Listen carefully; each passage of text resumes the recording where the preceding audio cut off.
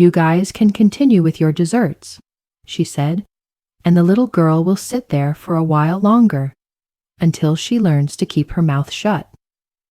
A few people raised their shoulders as if to say something, but then they sat down. They were used to my parents' authority. They were used to scenes like this. I started to feel dizzy. My stomach was empty. I hadn't eaten since lunch. The wooden chair was cold. My back ached. Every breath was a battle with despair. I wanted to disappear. I wanted someone, anyone, to take me away from this place. And then the front door swung open. A loud bang rang out through the party like thunder on a summer night. Everyone turned around. Standing there is Uncle Richard. I couldn't believe my eyes. My uncle, my father's youngest brother, who had left the city 10 years ago after a family property dispute, now stood there in a dark blue suit, a gray silk tie, his gray hair neatly combed, his face as angular as if carved from stone, his eyes as sharp as knives. The whole room went silent. My father stood up, his face frozen. "Richard, why are you—" "I'll ask again," Richard said, his voice low and deep, but each word seemed to punch the listener in the chest. "What the hell is going on here?" His eyes swept across the room and stopped on me, my hands tied to the back of the chair, my collar torn, my hair disheveled, my face swollen from the slap. I had never seen his eyes like that, angry, shocked, and hurt. My mother was the first to speak up. "This is an internal matter. It has nothing to do with—" "Shut up, Amanda," Richard interrupted her, coldly. The whole room fell silent. Someone dropped a spoon. Richard walked straight toward me. I was speechless. I felt tears welling up again, but not from fear, but because, for the first time in a long time, I see someone on your side. He knelt down before me. "Are you hurt anywhere?" His voice lowered. I couldn't answer. I nodded, my lips trembling. Just a slight nod, but I knew. It carried the world in it. He turned back. Richard's face was now stone. "Take the cord off, immediately." My father stepped forward, trying to regain his authoritative voice. "This is parenting. It needs to—" "This is not teaching," Richard interrupted, his voice rising, his eyes flashing like lightning. "This is abuse. This is torture. This is humiliating a human being." "Richard, don't make a big deal out of it," my mother interrupted. "He's a troublemaker. We're just—" "You tie up your daughter in the middle of a party and humiliate her in front of all your relatives and call that education?" Richard gritted his teeth. "I should call the police." "Now," my father stammered. My mother opened her mouth but said nothing. The whole room seemed frozen. Richard pulled a small knife from his inside pocket, a seatbelt cutter of the kind used on yachts. He carefully cut each loop of wire, not taking my eyes off my parents. My hand fell down. I couldn't feel my fingers anymore. He gently helped me up. "I'll take you. Now." "You have no right," my mother shouted. Richard turned around, his eyes sharp.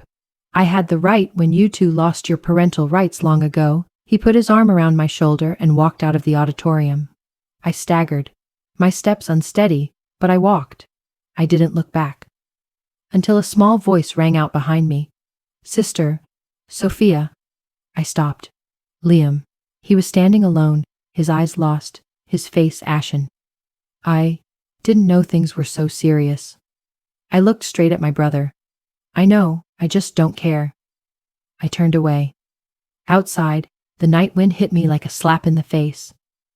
Richard led me to the car, a sleek black sedan parked right under the shade of a large maple tree in front of the mansion. He opened the passenger door and helped me into it. "They'll call a lawyer," I muttered, my voice choking. "Let them do it," he replied, getting into the car and slamming the door. "They know they can't beat me. Not this time." The car started moving. I looked in the rearview mirror. The lights in the villa were still bright, but now they were just a faint spot in the darkness. My mother stood on the porch, her arms crossed over her chest, her face pale with anger. My father stood beside her, saying something to her, his face pale as if he had been suffocated. And Liam, standing behind the window curtain, his eyes no longer arrogant, but something almost regretful. I turned away, my head pressed against the cold glass. For the first time in my life, I wasn't afraid to leave that place. Richard kept his hands on the wheel, eyes still looking straight ahead. "You don't need to look back," he said firmly. "You're free."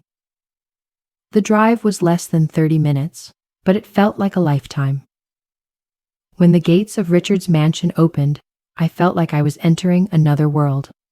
The warmly lit 2-story oak house, the manicured garden, and the stone steps leading to the porch welcomed me. "Come in," Richard said, placing his hand gently on my shoulder. I walked in. The space was filled with soft light, the faint scent of wood, the crackling of the fireplace in the corner of the living room. Everything seemed to embrace me, as if I have belonged here for a long time. "Your room is on the first floor, on the left," Richard said. "Take a warm bath and rest. We'll talk tomorrow."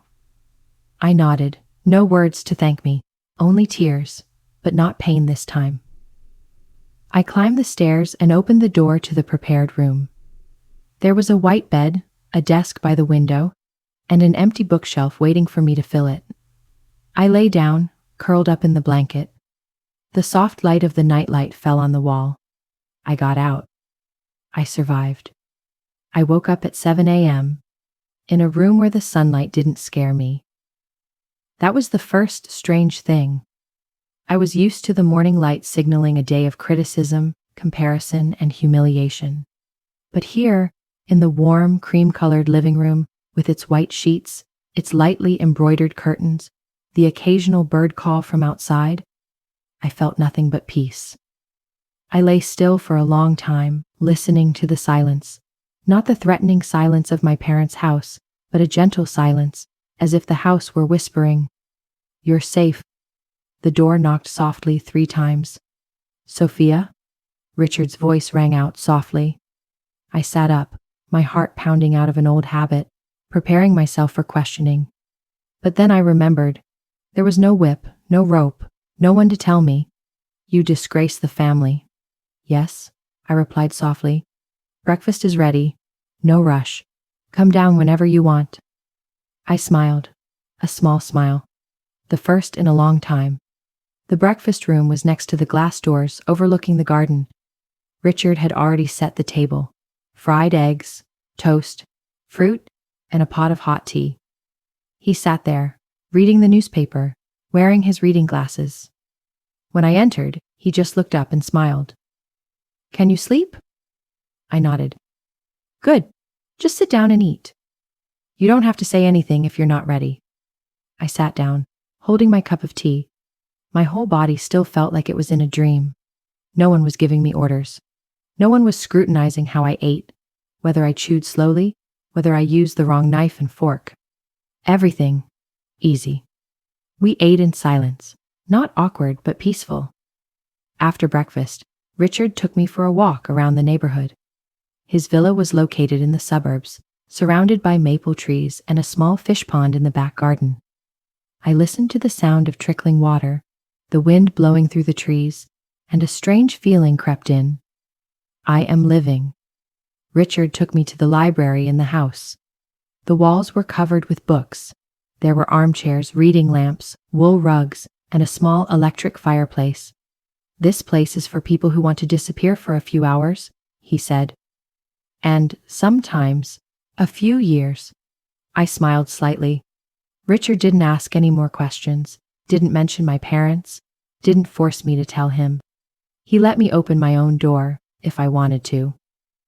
That afternoon, I was in my room, opening my suitcase, laying out my old things one by one. A few faded clothes, a notebook with a torn spine, a photo frame without a glass cover. I sat on the edge of my bed, feeling empty and confused. I didn't cry. I wasn't happy. I was just tired, as if my body finally believed it no longer needed to struggle to survive. The door opened slightly. "Sophia, I have a suggestion," Richard said, holding up a pale blue business card. This is Dr. Elena Carter, a psychiatrist. I asked her to help an old friend. Very gentle, very trustworthy. No pressure, but if you want to try, she has a free appointment next Thursday. I looked at the card, hesitant. In my family, therapy was considered a weak person's business. Only weak people need someone to listen, my mother used to say. A strong person knows how to be quiet and overcome. But here, I don't need to be strong anymore. I just need to be myself. I will go, I said. Richard nodded. Good. Then I'll make an appointment. He asked no further questions. No explanation was required. No reason was needed. On Thursday, I went to Dr. Elena's office. The room was cozy, with browns and pale greens, a few landscape paintings, and a small bookshelf. Elena was a woman in her 40s, with neat brown hair, round glasses, and a gentle gaze, as if she were looking at the deepest hurt in me, and not being afraid. Sophia, I'm not here to cure you. I'm here to walk with you, she said. I nodded. I sat down in the armchair. My hands were in my lap. It was not easy to start. I did not know where to start. But Elena did not rush me. She allowed me to be silent, allowed me to repeat. And then, in the middle of a silence that lasted almost 10 minutes, I said the first sentence. I don't think I deserve to be loved. My voice was very small, but Elena heard it, and she nodded. Then we'll start with that. The first few weeks passed in small waves. I was still wary, still jumping when someone walked up behind me. I ate slowly, spoke little, and didn't dare laugh out loud. But in Richard's space, no one rolled their eyes when I dropped my chopsticks. No one sighed when I said something out of context.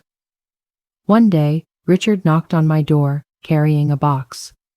I think you should have a place to write. This is the brightest corner of the house. Near the window, overlooking the fish pond. In the box are a laptop, notebook, pen, and some basic writing books. I opened the box and looked at the gift.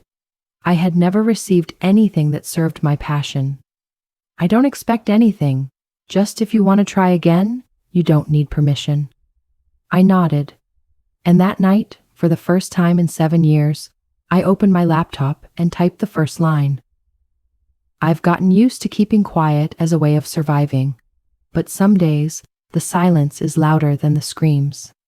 I wrote until 3 a.m., not because of the deadline, but because of what I need to say. I wrote about a girl who was forced to kneel every night in front of a family photo because she broke her mother's favorite vase. I wrote about a child who tried to cover up a bruise with an old foundation because her father told her, "You can't cry in school." I write about me, in the voice of someone who was robbed of a voice. One morning, as Richard passed the small study, he stopped at the door. "Are you okay?" he asked. I turned back, giving a tired but genuine smile. "Much better." He nodded, still holding his cup of coffee. "Listen, Sophia. Maybe someday you'll want the world to hear what you write, but even if you don't, the fact that you're writing is proof that you survived." I said nothing. I just typed the next line. I don't remember the exact day I finished my first short story. It was a cloudy, breezy day, and I sat in front of the window for nearly 4 hours, writing an ending of less than 200 words. An ending about a girl who breaks down the basement door, the one she spent her childhood locked in, and walks out into the light without looking back. As I typed the last period, my hand shook. Not from fear, but from relief. I had written down the thing I thought would die with me. That evening, I gave the manuscript to Richard. "I want you to read it, if you have time." He said nothing, just took the printout and nodded. I returned to my room, both hopeful and fearful. Writing was one thing. Giving it to someone to read was another. It was like taking off the last layer of skin I had left. The next morning, I woke up to the smell of baking bread and soft jazz music coming from downstairs. Richard sat in the dining room, his teacup half empty, the manuscript beside him. When I entered, he just looked up, not saying anything right away. Then he put down his spoon. "This is a brilliant piece, Sophia. Painful, profound, and so real it takes your breath away." I didn't know what to say. I just stood there, trying not to cry. "I think I'll send it in," I said quietly. "There's a local writing contest. The deadline is tomorrow." Richard nodded as if it were obvious. "Do it, and if they don't choose you, it's their fault, not yours." I laughed. It was the first time I had laughed properly since arriving here. I sent the story at 2 a.m. After that, I slept strangely deeply. No dreams, no waking up in the middle of the night, no waking up to footsteps in my dreams. The following week, I wrote more. Another story. Then a thank you note to myself from 10 years ago. The girl who chose to endure rather than give up. Every day, I spend 10 minutes sitting under the maple tree in my backyard, holding a cup of tea and thinking about nothing. For the first time in my life, I can let my mind go blank without feeling guilty. The messages from Dr. Elena were also regular. "Sophia, today was a good enough day. We don't have to be heroes every day." I saved that line. Set as lock screen. 3 weeks later, I received an email from the organizers. Title: "Congratulations! You have won first prize in this year's short writing contest." I read that line 3 times. My heart didn't beat fast. It seemed to stop. Then I cried. I really cried. Not for the prize, but for I have been seen. Richard found me in the small office, red-faced, holding the phone. "What is it?" he asked, a little startled. I just handed him the phone. He read it, then smiled. A smile brighter than any expression I had ever seen from him. He patted me on the shoulder. "I did it, by myself, without asking anyone's permission." The prize wasn't much, a certificate, a small sum of money, and the chance to have the story published in an anthology. But for me, it felt like a door. A demonstration of what I'd been told was impossible. Writing is useless. That evening, as I sat down to reply to the copyright confirmation email, I received another message. From an address I had blocked, but for some reason, it still came through today. From Amanda R. My mother. Topic: You're playing tricks again. Content: I heard you won some writing contest. Ridiculous. Aren't you ashamed to call yourself a victim? Do you think anyone will pity you if you do that? Don't think that a few certificates of merit will erase what you have done. I have been too lenient. I read each line. The feeling in my heart was no longer fear, but a deep sadness. Not a word of congratulations. Not one question. "Are you okay?" I closed the email. No reply. I am no longer the girl who needs her mother's approval to survive. The next day, I brought it up in therapy. Dr. Elena listened without interrupting. Then she asked, "Sophia, if your 10-year-old self received that letter, what would she think?" I was silent for a moment, then replied, "It will think, 'That's right, I'm such a burden.'" "And what about Sophia now?" I looked at her, and for the first time, I answered without hesitation. "Poor her. And me? I'm proud of myself for daring to go." Elena smiled. "Then write that letter again. But this time from you. To yourself." That evening I wrote, "Dear Sophia, you are no one's fault. You are proof that a child who is not loved properly can still grow up and love himself. Those who tried to stifle your voice were not your destiny. They were just tests, and you overcame them. You don't need to win back someone else's heart. You just need to keep your own."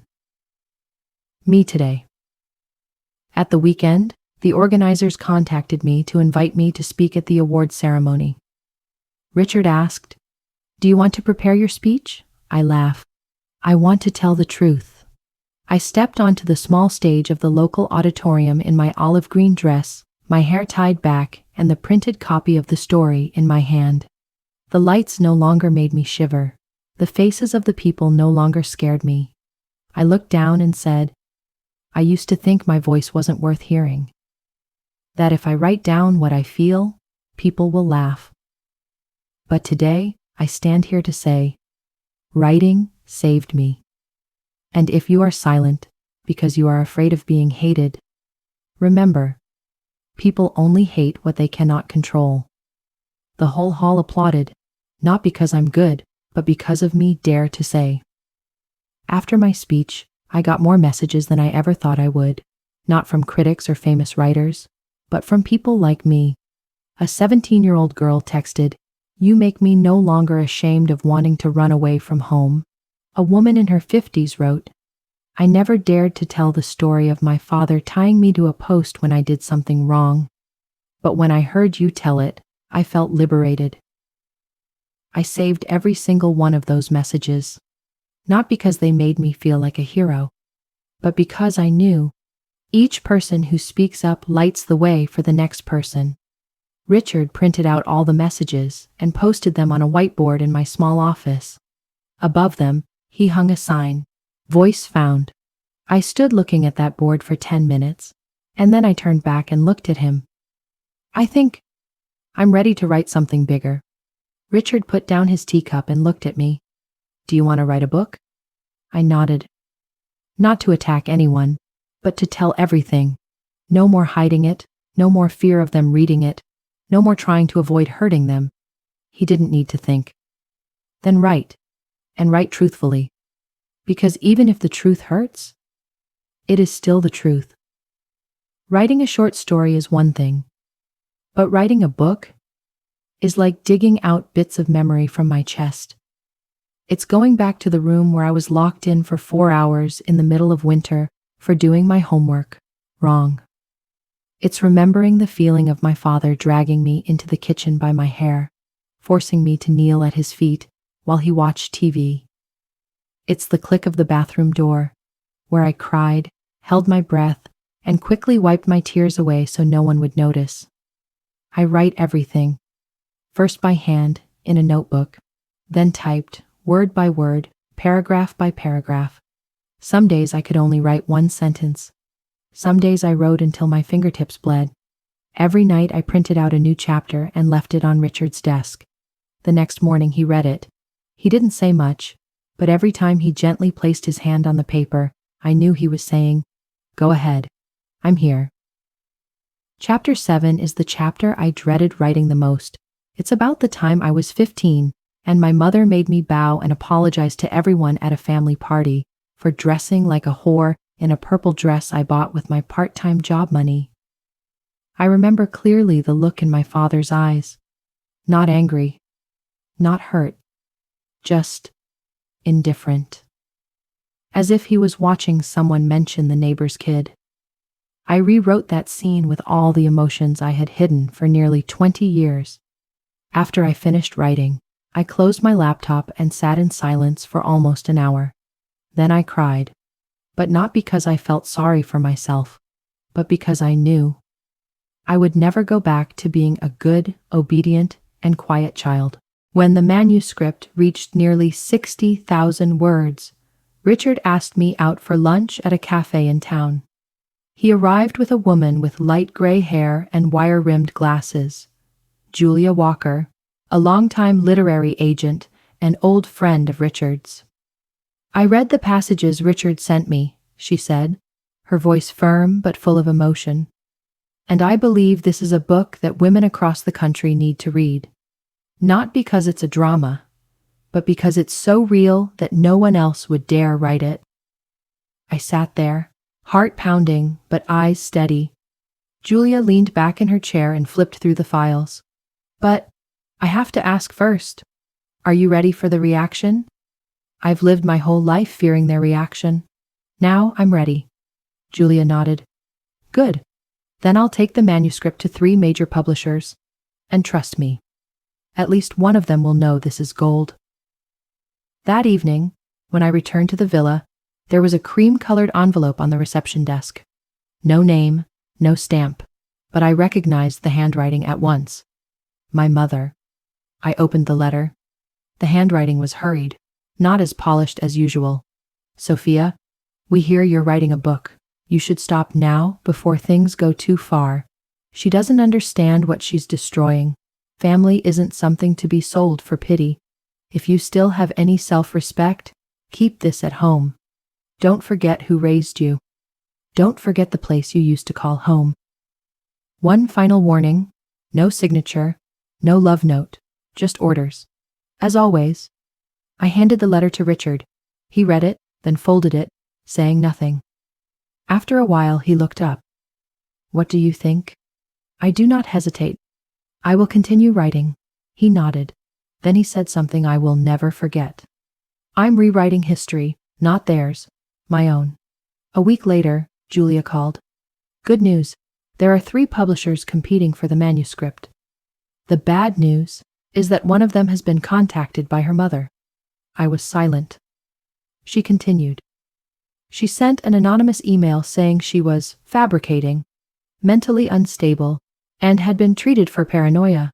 I smiled, not sad, not angry, just understanding. So, what do they say? They still want the book. I closed my eyes. 1 second, 2 seconds. Sign with them. Julia laughed. I'm on my way to the law office. The contract signing took place in a simple but formal conference room. I picked up a pen and signed my name next to the title of the manuscript. The Price of Truth. Richard patted me on the back. Today, I am not only signing my name, I am signing for all those who have been silenced. I don't cry. I looked up and smiled. The book came out on a damp, foggy March morning, but nothing could dim the clarity in my heart. That book, The Price of Truth, is my dream, and also the nightmare of those who once stifled my voice. The book cover is simple: white background, black embossed title, and below it a small line of text: for the children who were told to be silent. On the first day of release, the book pre-ordered over 8,000 copies. 2 days later, it climbed to the top 3 on the largest retail platform. By the end of the week, I had been invited to 3 interviews and a panel discussion on toxic families and recovery. For the first time, I heard someone talking about me on the radio. For the first time, my name was mentioned not with shame, but with sympathy. And for the first time, I understood what the real impact was. But the influence is not one-sided. One morning, Julia called, her voice not as cheerful as usual. Sophia, maybe you should stay off social media for a few days. What happened? There is a forum that has posted criticism of the book as fabricating, slandering, and tarnishing the image of parents. I was silent. Julia continued. They took pictures of my mother in old charity events, quoted my father's interview about raising children with principles, and then created an argument. This is the story of a lazy girl making up a story of suffering to sell books. I sat frozen in my chair. My face was expressionless, but my hands were shaking. That evening, I opened my laptop and logged into Twitter, something I wasn't planning on doing. #$ Sophia Reed is trending. Half were supporters. She speaks for millions. But the other half is the hammer and axe. She clearly has mental problems. I knew her mother, a wonderful woman. This is betrayal. There must be money behind this drama. I closed my laptop, heart beating like a drum. Richard walked in at that moment, a cup of chamomile tea in his hand. Have you read it? He asked. I nodded, still looking out the window. They are calling me a traitor, an ungrateful son. And you believe that? I was silent. Richard sat down next to me. Do you know why they are angry? Because they see themselves in it? Exactly. Because the truth hurts. And because you survived it. They couldn't bear it. I put my head on his shoulder. Sometimes I feel so naked, as if every layer of skin, every scar is being examined. But that's what makes others see themselves in you. 3 days later, I went to my first book signing in New Haven. It was raining lightly, but there were still hundreds of people lined up outside the small bookstore. As I walked in, the staff whispered, "You don't know? Someone flew from Arizona just to see you." I was stunned. The first person in line was a middle-aged woman with dark circles under her eyes and a folded book in her arms. "I didn't come for an autograph," she said, her voice shaking. "I came to thank you. Your story is exactly like mine. I used to think I was crazy. Now I know I'm not alone." I stood up and hugged her. I said nothing, because words were not enough, but not all book signings are so gentle. At the third session in Boston, as I was signing a book cover for a young student, a middle-aged man rushed up shouting, "You are a disgrace to your children. You are the reason why young people are so rude." The security guard immediately detained him. I stood still holding the pen, not afraid, not shocked, just empty inside. Richard came to me and whispered, "There are people who will protect those who hurt them, because accepting the truth is more painful than enduring." I nodded, then turned to the next person. A week later, I received an invitation to speak at a panel discussion, "Silence and the Right to Tell," organized by a prestigious university. They wanted me to share when a victim has the right to speak up and what impact that has on society and the family. It took me 3 days to write the speech, and the night before the event, I got a phone call from Liam. I looked at the screen, my heart stopped. I pressed listen. No response. Liam's voice rang out, low and reserved. "I read the whole book. I still don't say. I don't know. Things are that bad. I know I'm silent. I also know I'm part of that silence. I wait. I just want to say, I don't believe in what they teach anymore." I let out a small breath. Not forgiveness, but a ray of light. "Thanks for calling," I replied. The hall was packed on the day of the speech. The stage lights made me feel like I was standing in the same living room where I had been tied up at the party. But this time, I was not silenced. I stood in the middle of the stage, looking down at the attentive faces. Then I said, "When I started writing this book, I didn't think I was going to be a symbol for anyone. I was just trying to survive. I don't write for revenge. I write to survive. I write because otherwise I would die in the silence that others have forced upon me for 2 decades. I write because there are kids being forced to apologize for speaking out. And I write so they know silence is not a condition for love." The whole audience stood up and applauded. Not because I'm special, but because I said what so many people were afraid to say. The message came on a Saturday afternoon. Just 4 words. "Can we talk?" Sender: Mom. I looked at the text for a long time. Didn't press reply. Instead, I dialed Richard. "They've started." He just said that, without me having to explain. I nodded, even though he couldn't see. I knew this moment would come, but it still makes me sad. Because part of me still hopes. I sighed. No, because they still think everything can be fixed with a text message. 2 days later, Liam called back. Mom wants to organize a family reunion. I was silent. They said they wanted to explain everything. They want to take control of the story, I replied, not angry, just cold. Liam sighed. I'm not defending them, but if you come, at least, you'll get to say it, to your face. I smiled faintly. Did you forget? You once said, in this house only one person can speak. It's different now. People are afraid of you. They are not afraid of you. They are afraid of the truth you carry. I went to the meeting, not for them, for myself. That evening, the old living room was set up like an American retreat. Fresh flowers, lemonade, cookies. But everything was cold, from the air to the eyes. My mother stepped out first, wearing a neutral cream dress and light makeup. My father was already sitting in a chair, his hands clasped together, his eyes avoiding eye contact. Liam stood to the side, clearly an unwilling intermediary. I don't sit down. So, how do we talk? My mother stood up, took out an envelope, and put it on the table.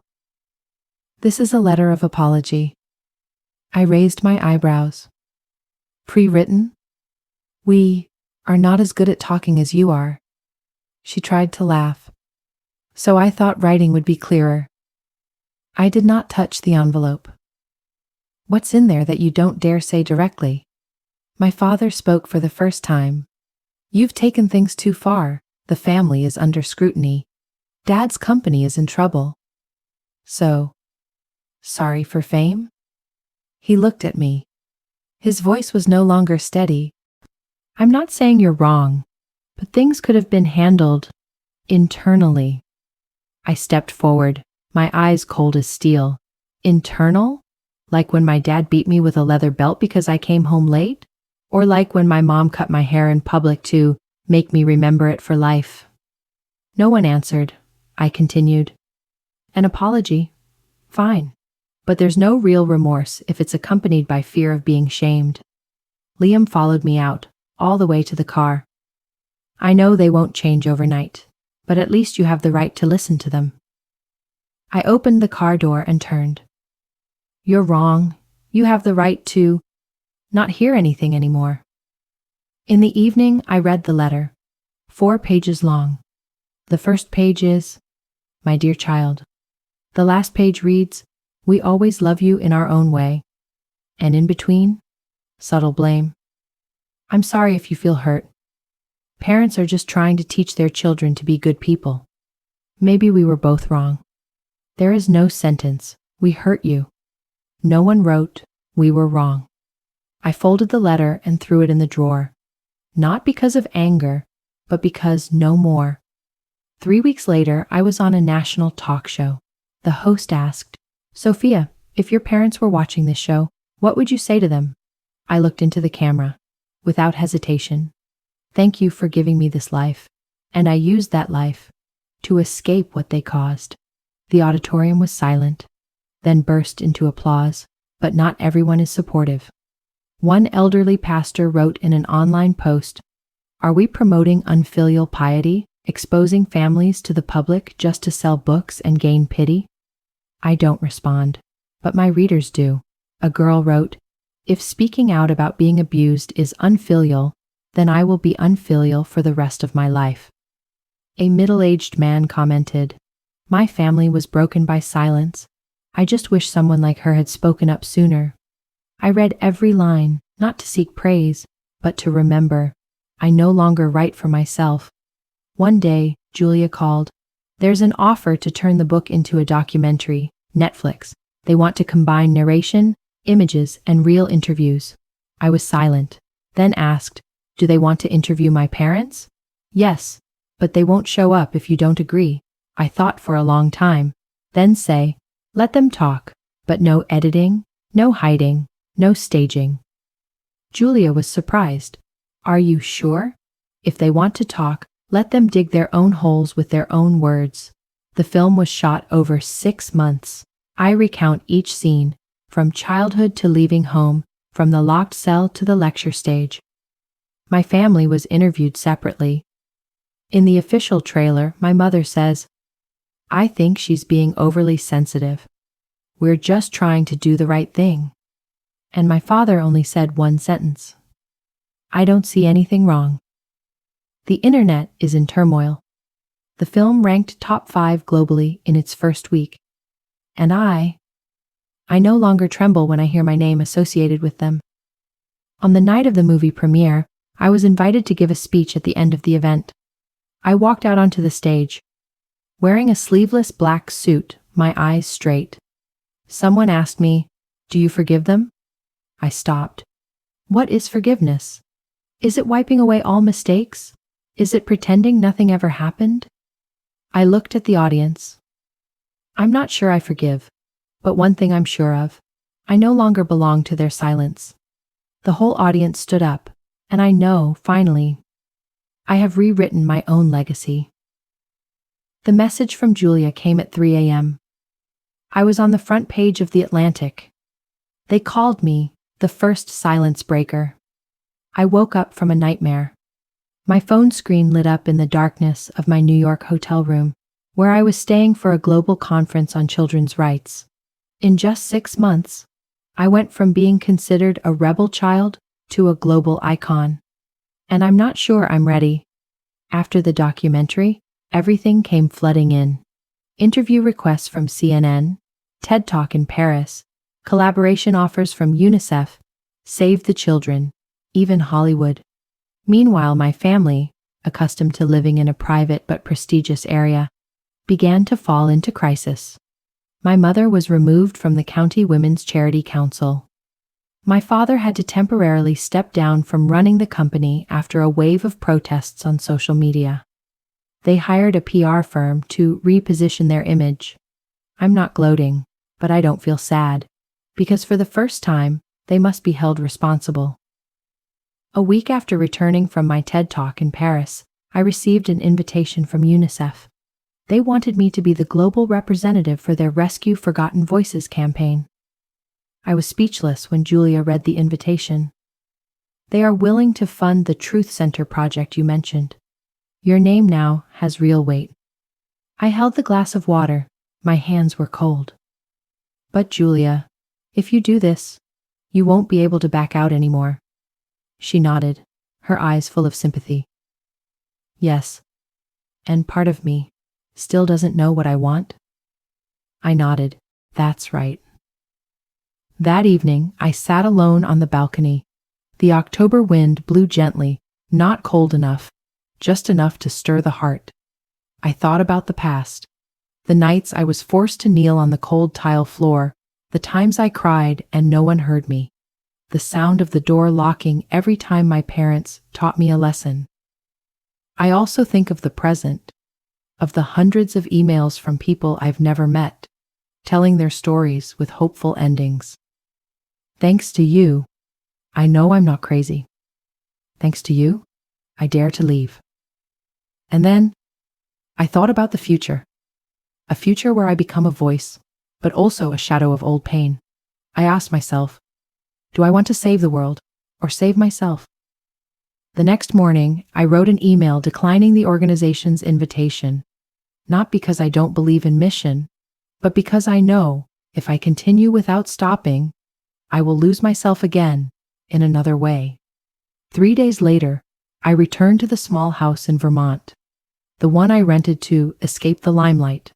I spent 2 weeks without opening social media, without checking email, without answering interviews. I cook, grow flowers, take a nap on a wooden chair on the porch. For the first time in years, I live like a normal person. Until one Saturday afternoon. The phone rang. I glanced at the screen. I couldn't believe my eyes. My father called. I did not pick up the phone immediately. I paced back and forth in the kitchen. My heart was pounding. After 1 minute and 17 seconds, I pressed the answer button. No greeting, just breathing. Then he spoke in a hoarse voice. How are you? I was silent for a long time. Then I replied, Why are you calling, Dad? Because I watched your TED Talk. I heard a slight sound, like him taking a deep breath. Dad didn't realize. What a strong woman you've become. I smiled faintly. So you called to compliment me? Number I called. Because I was scared. I frowned. Afraid of what? I'm afraid. You're not my daughter anymore. I sighed. You're right, Dad. I've never really been your daughter. He was silent. Then he said something I never thought I would hear. I'm sorry. I did not answer immediately. Because I know, late apologies don't heal the scars. But it is a starting point. I did not say I forgive. I just say, I heard. After that call, I couldn't sleep.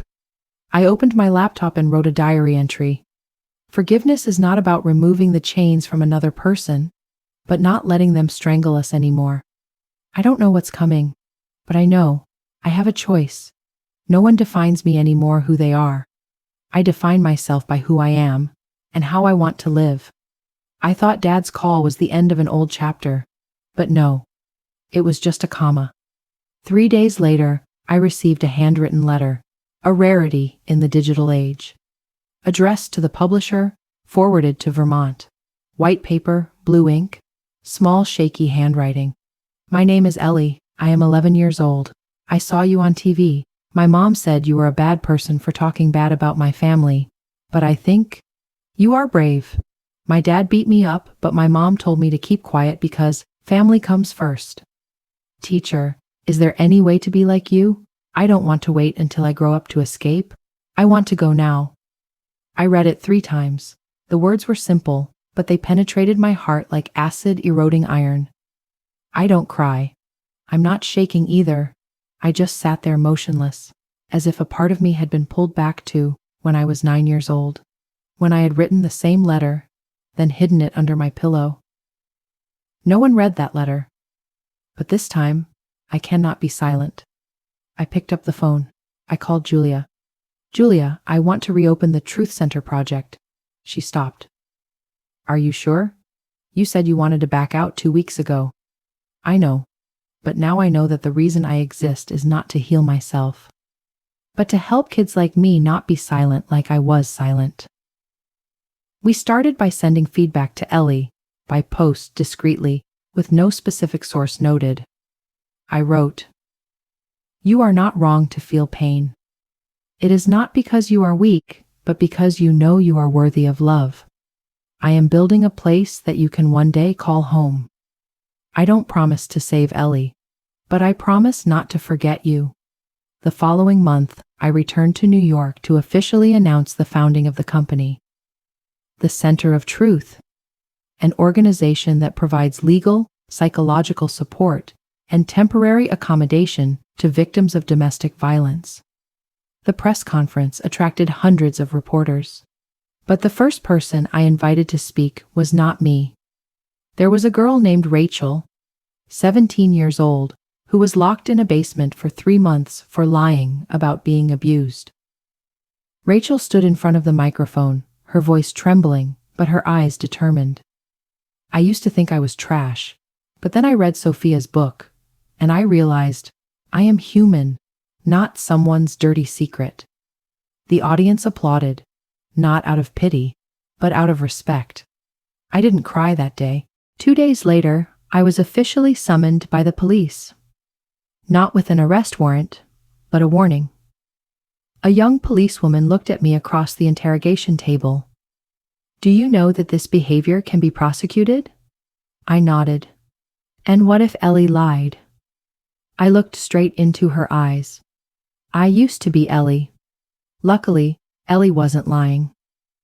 After being interviewed by an independent psychologist, she revealed a long series of psychological abuses, how she was locked in a room, deprived of food, and called scum by her mother, who did not deserve to exist. The court decided to temporarily isolate Ellie from her family, and I am immune from prosecution for acting in a state of emergency and for good cause. But public opinion is not as kind as the law. On the internet, there are 2 distinct streams. One side hails me as a hero. The other side called me a kidnapper in disguise. The headlines, Sophia Parker, Rescue or Violation. The media questioned me constantly. Some funding partners are starting to waver. I sat in a meeting with the organizing committee. Everyone was worried. Julia asked me, "Do you want to withdraw?" I looked at her. For the first time, I didn't feel afraid, just clear. Number I used to live to please others. I'm never going back there.